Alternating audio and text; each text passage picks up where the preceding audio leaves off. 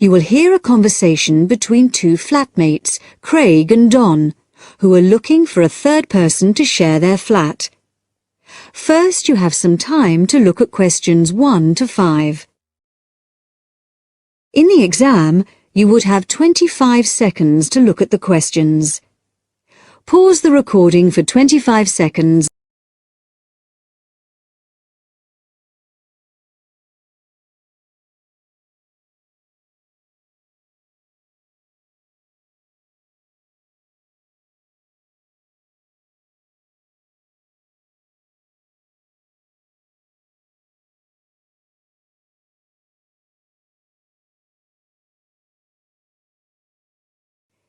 Now we shall begin. You should answer the questions as you listen, because you will not hear the recording a second time. Listen carefully and answer questions 1 to 5. Hi, Craig. Been home long? Yeah, quite a time. Did anyone phone about renting the spare room? Yeah, we've had 3 phone calls about it. Really? Yeah. Do you want to hear about them? Sure. Right. The first one was called Phil Parrott. Uh-huh. He's a teacher. He's just qualified and he teaches sports. Okay. Actually, I'm not sure about him. He certainly sounded energetic, but he asked lots of questions about whether we smoked and what sort of food we cooked. Yeah. I mean, we don't exactly live on pizza and chips and takeaways. Well, not quite, but... But he might be a bit too health-conscious to really fit in with the sort of life we lead. Yeah. And he asked a lot of questions about the room. He said he needs a big room because he's got lots of sports equipment. Well, that's okay. The room's quite big, but I'm not so sure about him. What about the second one? He was called David Spencer. Spender? No, Spencer. C-E-R. He works at Cooper Long. You know, the big company on Broad Street. He said he was a lawyer. Oh. I'd have thought in that case he'd be earning enough to rent his own place. I wonder why he wants to share a flat. Well, he didn't say. He's quite a bit older than us. He did say he's just moved down here from the north of England. He seemed very quiet, actually. Maybe he wants to meet some new people. I got the impression he was a hard-working kind of person who doesn't go out all that much. Right. But he sounded okay. Oh, one thing, though. He said he wouldn't be staying in the flat at the weekends, so he wants to pay reduced costs for gas and electricity, because he's only here 5 days out of 7. Oh, I'm not sure about that. What do you think? Well, I suppose it's fair, but it all sounds a bit complicated. Before you hear the rest of the talk, you have some time to look at questions 6 to 10. In the exam, you would have 25 seconds to look at the questions. Pause the recording for 25 seconds now.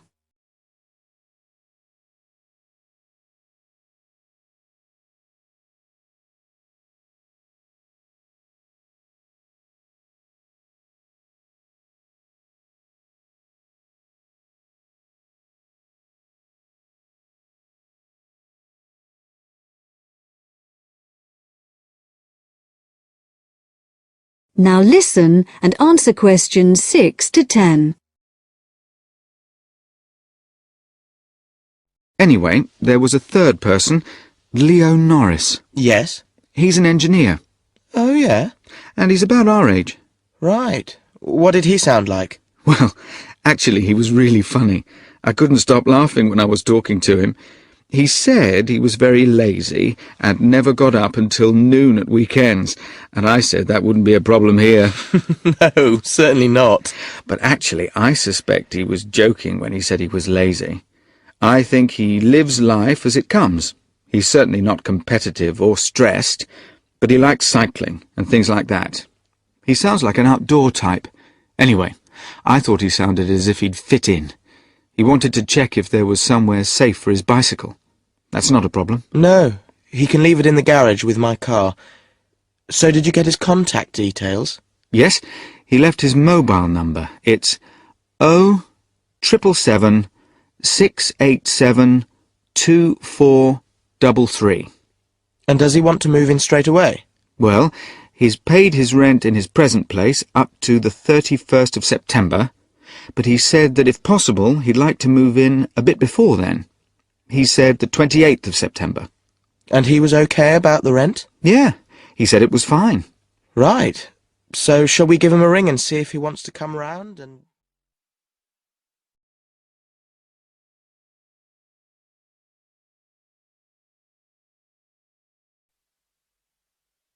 That is the end of section 1. You now have half a minute to check your answers.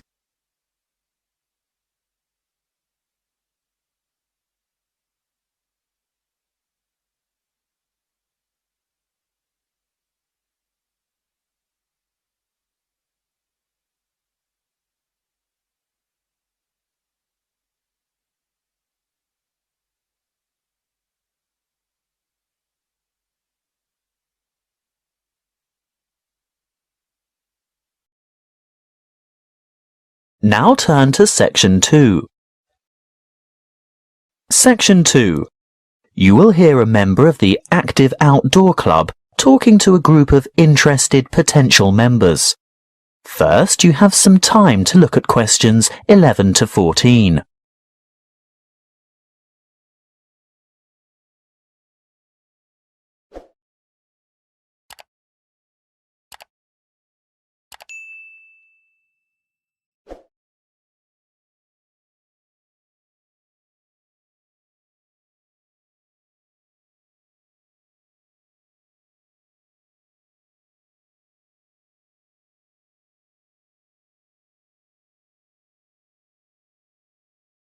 Listen carefully and answer questions 11 to 14. I'd like to welcome you all to our Active Outdoor Club. I'll start by telling you a little bit about the history of the club and all that it can offer, and there will be a chance for you to ask questions over tea and coffee in the lobby afterwards. You'll also be able to pick up pamphlets from the table at the back of the hall, and if you wish to purchase any of our products, Bill will serve you at the front counter. As most of you probably know, the club was founded by Nick Noble about 30 years ago. He thought of placing an advertisement in the local newspaper or erecting a billboard somewhere, but it was the radio that he decided on to reach the most people. You know, other people who might be interested in outdoor pursuits. Just basic activities like walking or tramping. Anything active that could take place in some of the beautiful outdoor settings that this country has to offer. Nick was overwhelmed by the response he got, and the club soon grew from a dozen or so friends and enthusiasts to around 200 members 20 years ago, and steadily since then to reach a membership of over 2,500 now. You don't have to be a hardened athlete or extreme adventurer. On the contrary, it's a group that encourages friendship and fellowship through social and recreational activities. The club tries to cater for all levels of maturity and both genders. In fact, anyone who has the physical ability and a moderate level of health and fitness to participate in open-air activity on a regular basis. I think our youngest member is a 5-year-old boy, and our oldest member is a 75-year-old man. Of course, we have more challenging opportunities for those who are up to it, but all excursions are graded according to level of difficulty, and there will always be something for those families with small children. More about that later. I'm sure you realise that it's part of the focus of the club to ensure that our natural environment is kept as pristine as possible. We all have a keen interest in conservation, and many of our members contribute their time or give a monetary donation to organisations that work to enhance and beautify our natural heritage. Before you hear the rest of the talk, you have some time to look at questions 15 to 20.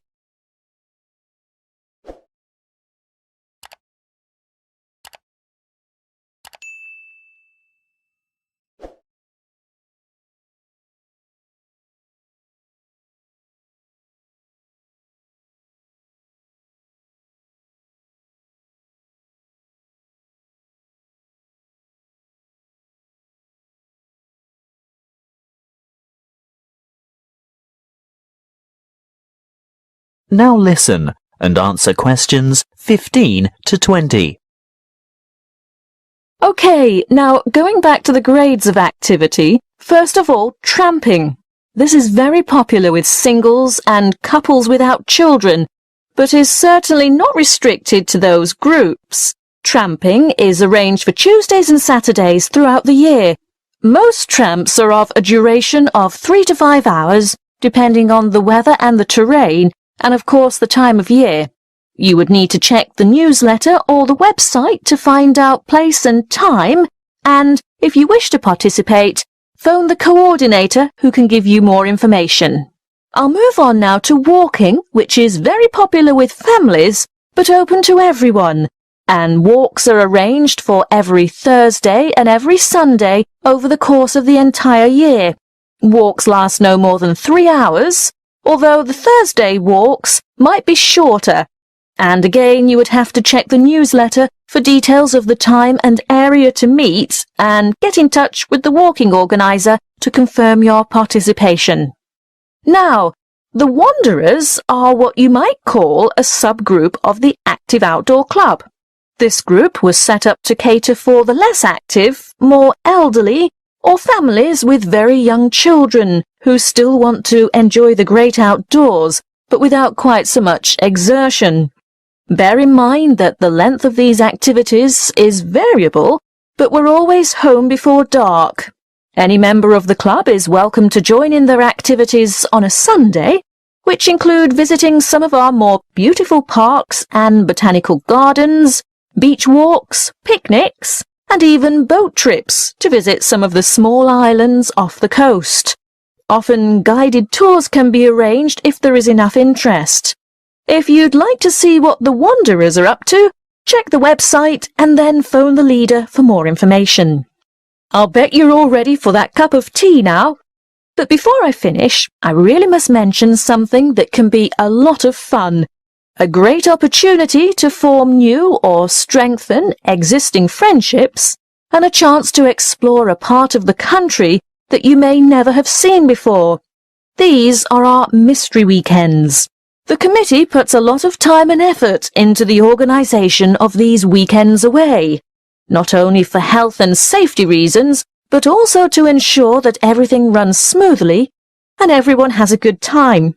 There will be a charge to cover travel and accommodation costs, but apart from that, it's an affordable and exciting weekend away from the city.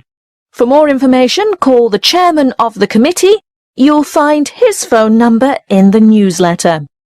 So, that's all I have to say at this point. Please enjoy the refreshments, chat with the others, and feel free to ask questions. All the committee members are wearing large red name badges, so they're easy to find. That is the end of section 2. You now have half a minute to check your answers.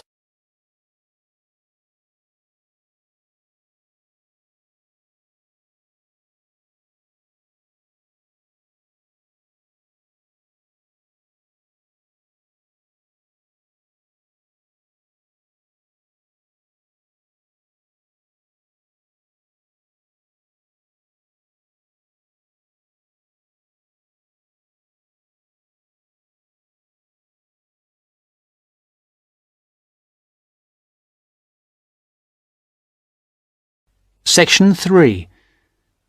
You will hear a tutor and some students talking about an assignment.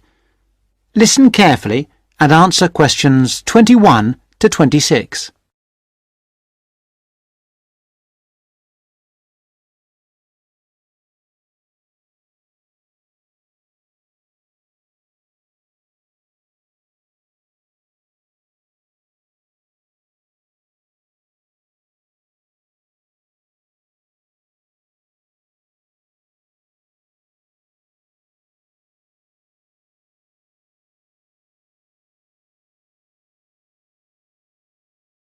Come in. Sit down. Good to see you. Hello. Hello. Now, this assignment. The best thing we can do, I think, is to think how we can approach it. The main point is to investigate television, but not what's happened in the past. I was thinking that it would be necessary to go over the new media first, and then... Yes, that's a way to make a start, but you need to do that quite briefly. But it's quite a complex topic. Yeah, I agree, but the emphasis must be on the future development of television as a cultural phenomenon. Yes. I've been reading the talk by Ashley Highfield. All right, and what do you take from that? What are the things that are competing with television? Well, to start with, there is the games console.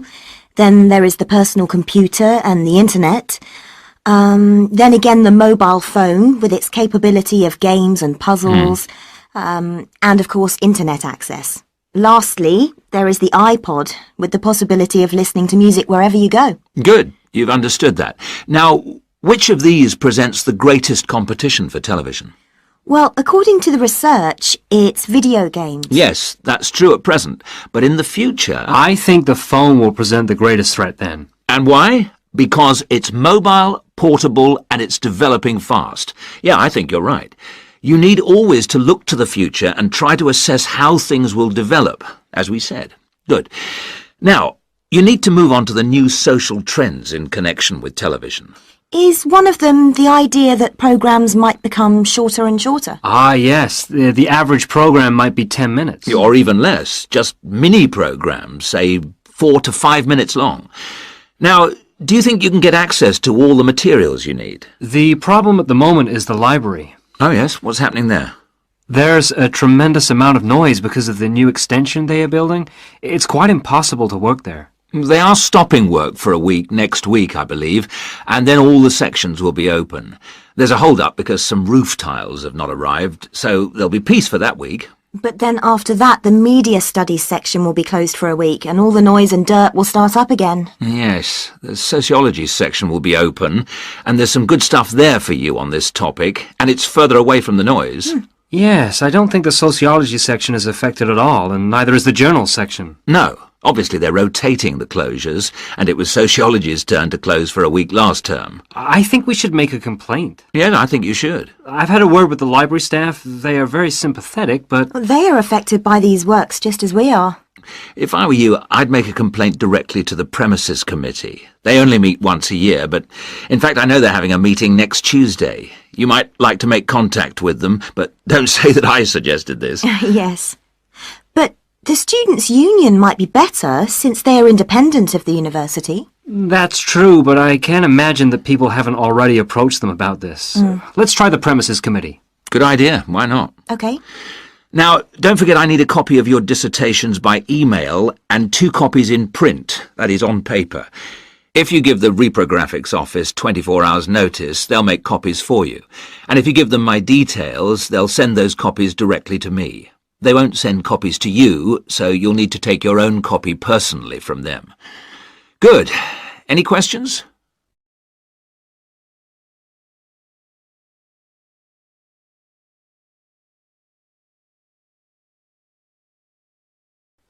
Now answer questions 27 to 30.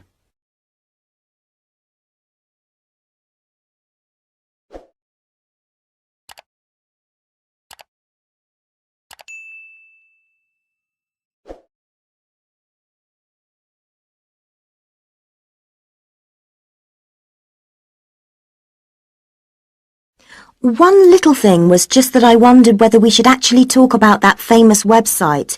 You know the one, YouTube. Ah, I was rather hoping you hadn't overlooked that. Good point. It's mostly homemade videos. I suppose you could say that each video is a television version of a podcast. Anything else? Yes, I've got a question, I'm afraid. I'm not completely clear about the exact meaning of culture, as we are using it in this subject. Well, Mrs. Jones is giving a lecture on culture and society in the University Theatre.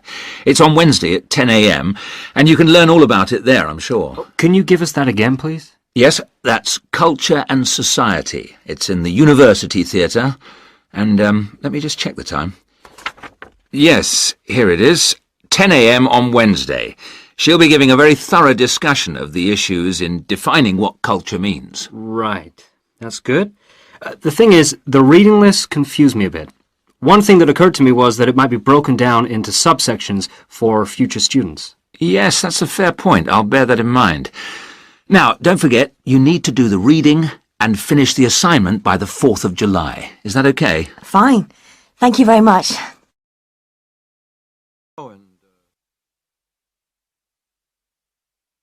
That is the end of section 3.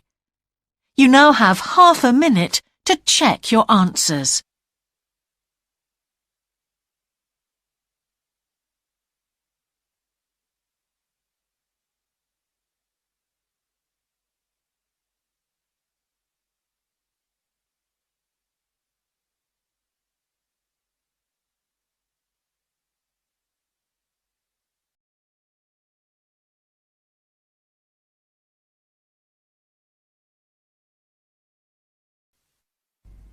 Now turn to Section 4. Section 4. You will hear an extract from an introductory talk given to a group of students who have just entered a university residential college. The speaker is the principal of the college. Listen to what the speaker says and answer questions 31 to 37. First, you have some time to look at questions 31 to 37.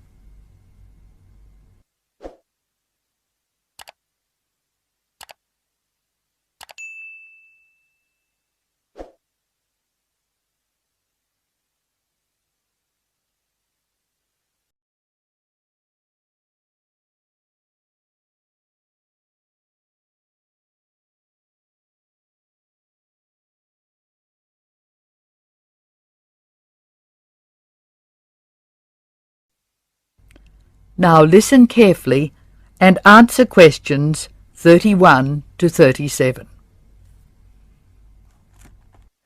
Good morning and welcome to Scholastic House. I'm delighted to see you here. It is my duty to explain to you some of the history of our college and some of the traditions which I hope you will uphold. The idea for Scholastic House was expounded by Samuel Wells in 1898. Wells was a visionary whose ideas were well ahead of his time. He wanted a college which would encourage friendship between people of different races and nationalities. Wells died in 1900 before he could see the college in action. Scholastic House finally began operating in 1903 with 10 students. Those students came from Asia, Europe and the Americas. At that time, Scholastic House accepted only male students, although it has been co-educational since 1963. 9 of these foundation students went on to lead illustrious lives. The only exception died tragically on his way home from Scholastic House to Sarawak. He had only recently graduated with an honours degree in law, and he was robbed of a brilliant future.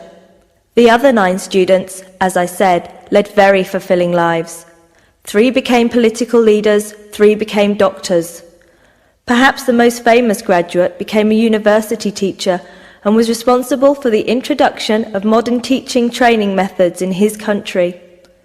2 of the original group became senior engineers and went on to deeply influence the way the water systems of their country were exploited.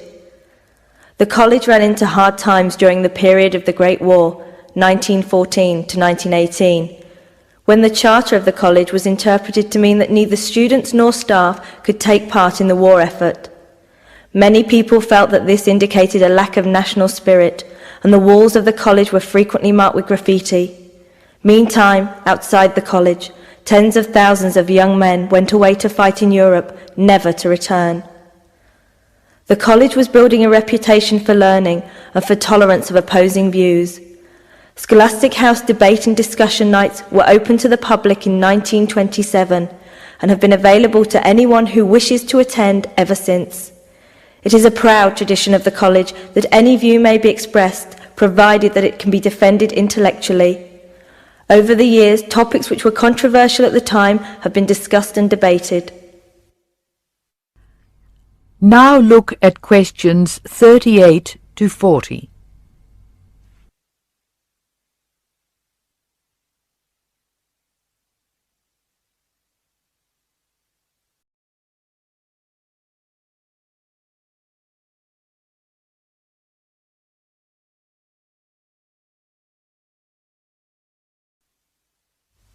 As I said, the college has a proud history of publicly examining controversial issues. Why should we do this?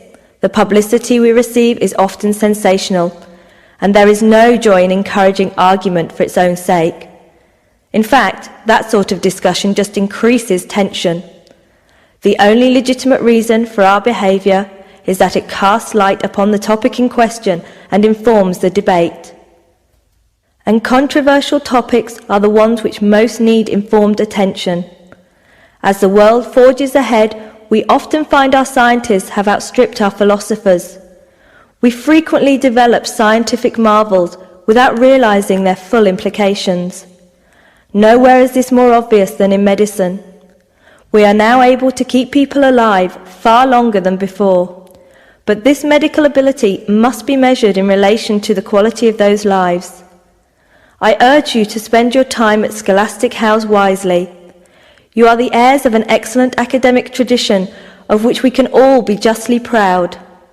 It is your responsibility to continue this tradition of querying where our world is going. Progress is not always upwards. I wish you every joy in your time here, and I hope that I will hear much well-informed debate from you. That is the end of section 4. Now you have some time to check your answers.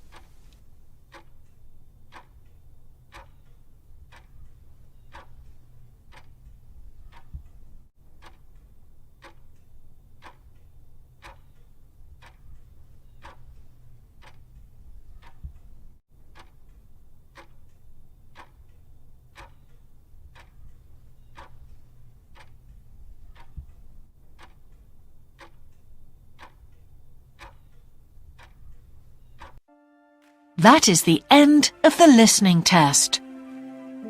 In the IELTS test, you would now have 10 minutes to transfer your answers to the answer sheet.